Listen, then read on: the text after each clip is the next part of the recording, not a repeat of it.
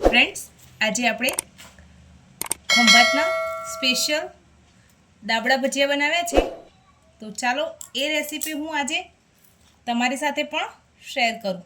એકદમ ટેસ્ટી અને ચટપટો આ મસાલો મેં કઈ રીતે બનાવ્યો છે, ચાલો એ તમને પણ બતાવું. દાબડા ભજીયા બનાવવા માટે આપણે જે જરૂરની સામગ્રી છે પહેલાં તો એ જોઈ લઈએ.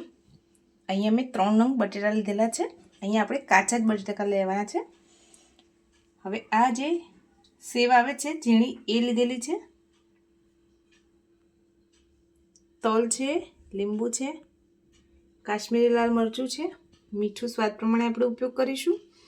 સિંગદાણા છે, 6 થી 7 કળી લસણની છે, 1 ચમચી જેટલો ગરમ મસાલો, ધાણા જીરું પાવડર છે, હળદર છે. તો ચાલો રેસીપી બનાવીએ. આપણે મસાલો તૈયાર કરવાનો છે. એમાં મિક્સર જારમાં પહેલાં આપણે સેવ ઉમેરીશું, લસણની કળીઓ ઉમેરી દઈશું,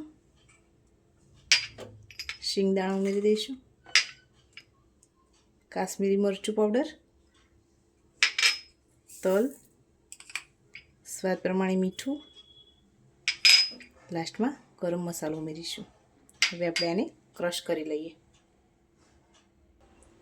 હવે આપણે ક્રશ કરેલું જે મિક્સચર છે એને એક બાઉલમાં ટ્રાન્સફર કરી લઈએ. આપણે અહીંયા લીલા ધાણાને ઝીણા ઝીણા સમારી દઈશું.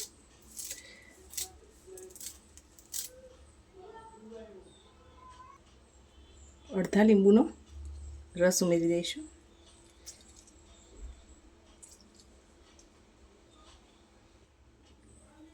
બાઇન્ડિંગ માટે તેલ ઉમેરીશું 2 મોટી ચમચી જેટલું.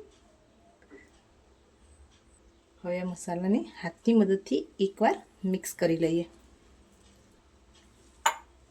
આ રીતે સરસ આ રીતનું બાઇન્ડિંગ આવે ત્યાર સુધી મસાલાને હાથની મદદથી સરસ મિક્સ કરવાનો છે.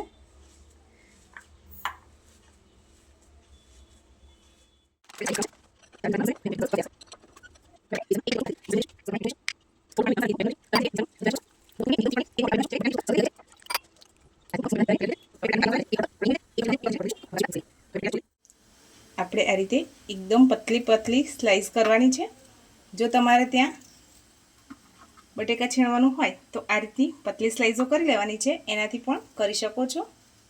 હવે આપણે જે બટેટાની સ્લાઈસ કરીને રાખી છે એને એક કોટનના કપડા ઉપર આ રીતે પાથરી લઈએ અને લૂછી લેવાની. હવે આપણે આ રીતની એક એક સ્લાઈસ લઈશું. ઉપર મસાલો સરસ રીતે આ રીતે પ્રેસ કરી દઈશું. એક પડ ઉપર મસાલો લગાવ્યા પછી આપણે આ રીતે બીજું પડ પ્રેસ કરી દઈશું અને આ રીતે આપણે સેન્ડવિચ ટાઈપ તૈયાર કરી દેવાનું છે. આ રીતે આપણે બધી જ સ્લાઈસ ઉપર મસાલો દબાવી દઈએ. તેલ પણ આપણું સરસ ગરમ થઈ ગયું છે. હવે બેટરમાં ડીપ કરી અને આ રીતે રાખી દઈશું. ગેસની ફ્લેમને લો ટુ મીડિયમ કરી દઈશું.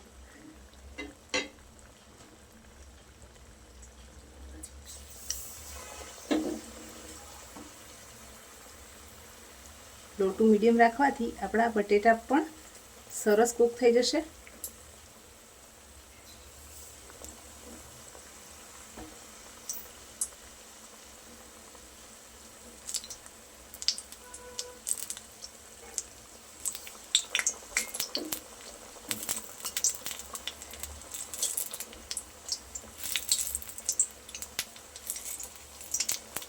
આ રીતનું થીક બેટર હશે તો આપણા બટેટાની ચિપ્સ ઉપર સરસ રીતે કોટ થઈ જશે.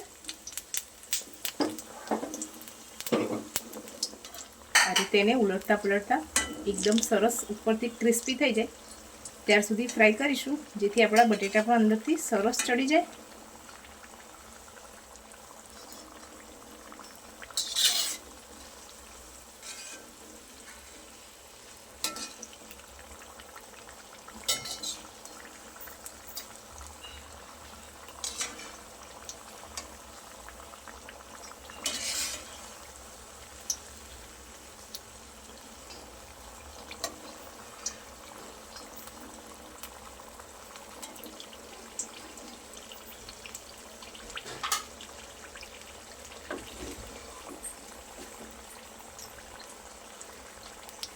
હવે આપણે સર્વિંગ પ્લેટમાં નીકાળી લઈએ.